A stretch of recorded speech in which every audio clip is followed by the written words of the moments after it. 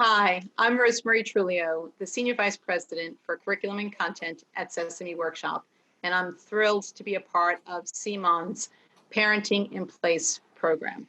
So today I want to talk about big feelings.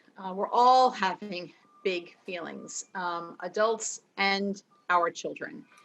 And what's really important for us to understand is that when we have these big feelings, we need to start learning about how to manage these big feelings, because it's in the management of these feelings that help build resiliency skills. As we talk about COVID-19, there's been a lot of discussion about how there's a silver lining to stay-at-home orders and having us adjust to a new normal.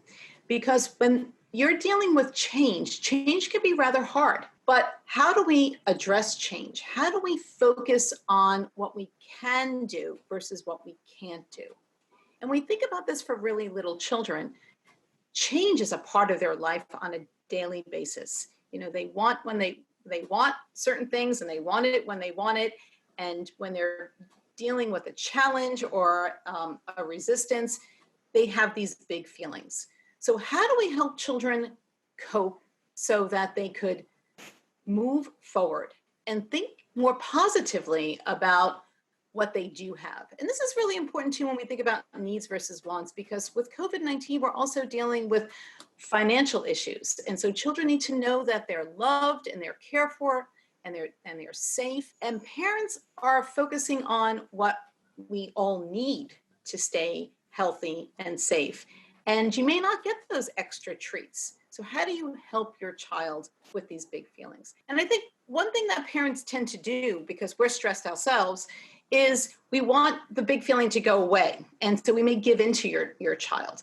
Now, sometimes giving in is okay. You need to be flexible, and we need to take care of ourselves, because if we're not self-regulated with our emotions, we can't then help our child.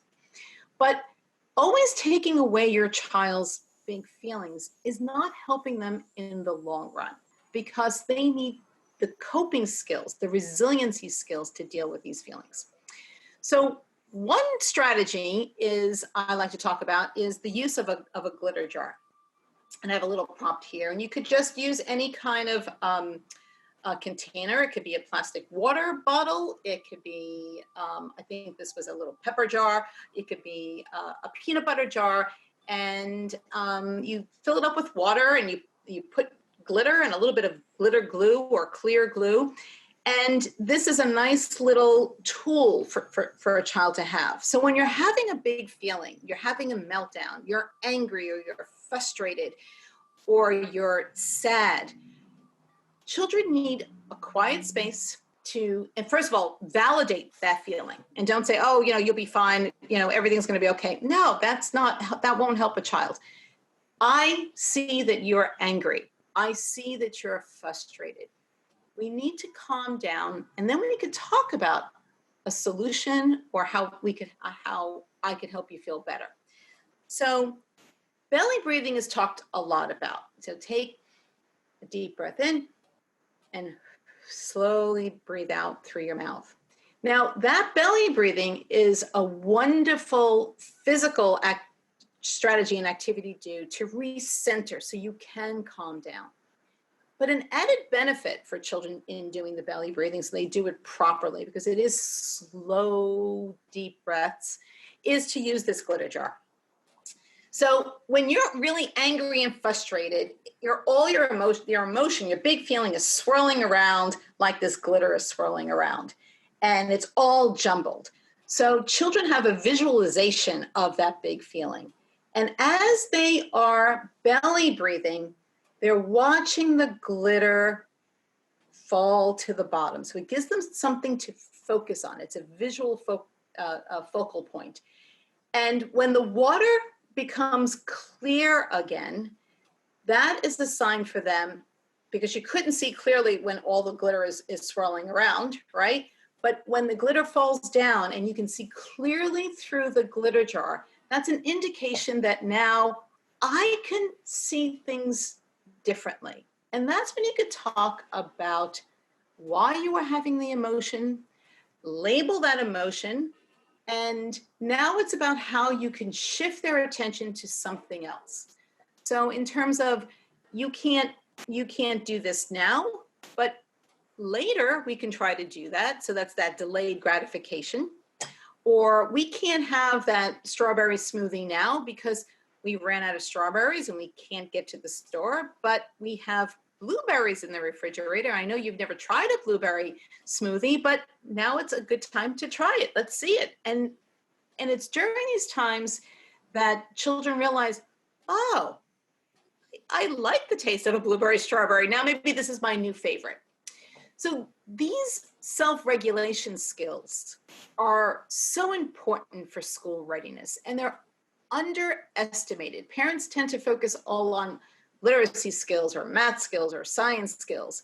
But when you ask teachers about what is the most important skill to help your child be ready for school and be a lifelong learner, are these self-regulation or executive function skills, because it helps them cope and deal with change and transition, which is a big part of the school schedule, but also to have what we call cognitive flexibility, to be able to shift your attention from something that's desirable or something that you want to do, to putting it to the side and delaying it and being able to shift to a new activity. So parents, don't be afraid of these big feelings. Don't be afraid of your own big feelings. And another lesson I like to share is that it's okay for your child to see your big feelings, and how you handle your big feelings, so that they get to see you engage in some of these strategies. And when your child is having a big feeling, try to embrace it. Try to take a deep breath, pause yourself, and introduce them to a range of calming down strategies, so that they could learn how to manage these big feelings, but more importantly, develop these very important resiliency skills and self-regulation skills to get ready for school and to be ready for life.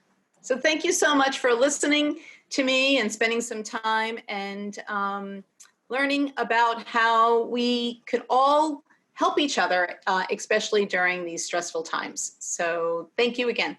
Bye-bye.